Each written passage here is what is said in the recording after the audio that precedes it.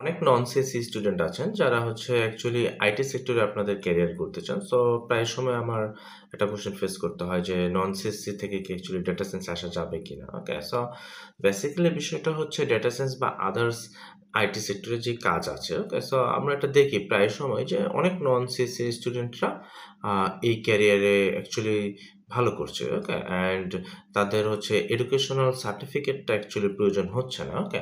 But দিন শেষে আমি যদি ডেটা সায়েন্সের কথা বলতে চাই, ওকে, এটা হচ্ছে বিভিন্ন পার্সপেক্টিভ থেকে আসে। বর্তমান ডেটা সায়েন্সের জবটা বাংলাদেশে যে হিসেবে আছে, সো এটা অবশ্যই আপনি যদি চাকরি করতে চান, আপনি যখন একটা টেক রিলেটেড সেক্টরে যেতে চাইবেন, তখন কিন্তু আপনার শুধুমাত্র জাস্ট জব না, জব অপরচুনিটি আছে, ফ্রিল্যান্সিং আছে, ওকে? তাছাড়া অনেকেই আছে যারা অ্যাব্রড যেতে চান। তো আমি হচ্ছে শুধুমাত্র জব নিয়ে আলোচনা করি, ওকে? সো জব নিয়ে যদি বলতে হয়, আল্টিমেটলি আপনার হচ্ছে ডেটা সায়েন্সটাতে ইনক্লুড আছে CSC, statistics and mathematics, okay? So এর বাইরের থেকেও কেউ যদি আসতে চান, এই ক্ষেত্রে হচ্ছে আমরা যেটা বলি যে অ্যাকচুয়ালি শিখতে আপনার সার্টিফিকেট প্রয়োজন হয় না, ওকে? সো ডেটা সায়েন্সে বেসিক্যালি ম্যাথের মধ্যে ক্যালকুলাস আছে, যেটা হচ্ছে আমরা বিগিনার স্টেজে আমি মনে করি না, এটা আমার পার্সোনাল অপিনিয়ন অনলি, যে প্রয়োজন আছে, হ্যাঁ? সো বেসিক্যালি ম্যাথমেটিক্সের উপরেই ডেটা সায়েন্স আছে, বাট আপনার একদম বিগিনিং এ যে শিখতে হবে বিষয়টা এরকম না। সো ওই ক্ষেত্রে প্রবলেম হয় না এবং আপনি শিখতে পারবেন। ওকে? বাট জবের ক্ষেত্রে একটা প্রবলেম হয়। জবের ক্ষেত্রে কি প্রবলেম? সাপোজ আপনি কাজ পারেন। বাট এটার প্রুফটা কি? সো আপনি যদি আর ১০ জন ক্যান্ডিডেট থেকে এমন কিছু প্রজেক্ট করতে পারেন, যেটাতে হচ্ছে রিক্রুটার বিলিভ করবে যে হ্যাঁ, আপনি অ্যাকচুয়ালি কাজ পারেন, সেটা এক কথা।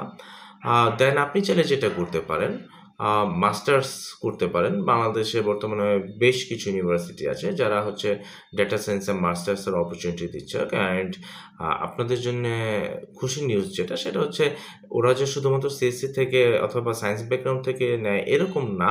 ওরা হচ্ছে আদার্স ব্যাকগ্রাউন্ড থেকেও নেয়। তো মোটামুটি আশা করি বুঝতে পেরেছেন যে শিখতে অ্যাকচুয়ালি আপনার সায়েন্স ব্যাকগ্রাউন্ড অথবা সিএসসি ব্যাকগ্রাউন্ড হতে হয় না। বাট জব নিতে গেলে অনেক সময় হচ্ছে, কজ আপনি হচ্ছে সাপোজ নন সিএসসি স্টুডেন্ট, ওকে? সো আপনার এগেইনস্টে যদি ১০ টা সিএসসি স্টুডেন্ট থাকে, তখন তো তারা অবশ্যই তাদের প্রেফার করবে, ওকে? তো এটা একটা ব্যাকলগে আপনারা আছেন। এখন আপনার হচ্ছে এই দিকটা থেকে আ উঠে আসতে হলে যেটা করতে হয়, হয় আপনার প্রজেক্ট একদম এমন লেভেলের হতে হবে যে তারা কমপ্লিটলি আপনার সার্টিফিকেটটাকে ইগনোর করবে। আদারওয়াইজ হ্যাঁ, প্রজেক্ট তো অবশ্যই থাকতে হবে। পাশাপাশি আপনি চাইলে একটা মাস্টার্সের সার্টিফিকেট নিয়ে নিতে পারেন, যেটা অ্যাকচুয়ালি অনেক হেল্প করে। ওকে? এটা আমি আমার পার্সোনাল ওপিনিয়ন থেকে বলতে পারি যে মাস্টার্সের ডেটা সায়েন্সটা, ওকে? তবে আমি পার্সোনালি বলব সেটা হচ্ছে যে মাস্টার্স করে যে আপনি ডেটা সায়েন্স শিখে ফেলবেন, এটা কক্ষনোই হবে না। শিখতে আপনার নিজেরই হবে। ওকে?